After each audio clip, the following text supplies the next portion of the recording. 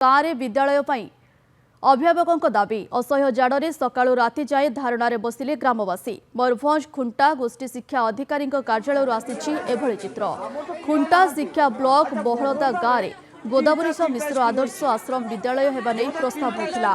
उपात अंचल शिक्षार विकास होब बोली खुशी होते अंचलवासी। हेले बहलदा परिवर्ते ताड़की झरण गाँव में उक्त विद्यालय हेबा नहीं जानिबा परे एहाको विरोध करिसेंती। केउ कारणरू विद्यालय स्थानांतर करागला ताकू नहीं तातिछंती ग्रामवासी। खुंटा ब्लॉक शिक्षा अधिकारी कार्यालय घेराव करिसेंती। बीईओ व एबीओ समेत 5 ରୁ 6 जन कर्मचारी कार्यालय अटकाइछंती। असह्य जाड़े राति सारा विक्षोभ करिसेंती ग्रामवासी, जहाकू नहीं नाकेदम होइछि प्रशासन। पाइलु जे से जिनस आपनकर गोदावरी हॉस्टल जेटा तैयारी होबा कथा बहड़दारे से जिनस आपनकर ताड़की झरण रे तैयारी होउछि। छि कुचक्रांत राजनीतिक कुचक्रांत हो कि आपण शिक्षा विभाग रो कुचक्रांत हो, मैं असंतुष्ट अच्छे जे आमर स्कूल जेहेतु सरकार देइथिले आम स्कूल आम फेरी पाऊ।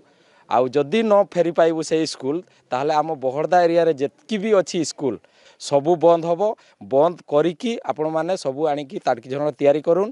आमर सियाडर लोक जेतकी बहड़दार लोक आम सब मूर्ख रहिबा, आमर पढ़ा दरकार नहीं सर। आमर बहड़दार गोटे आदर्श स्कूल हबो बोली सरकार आमको चिठी देइथिला।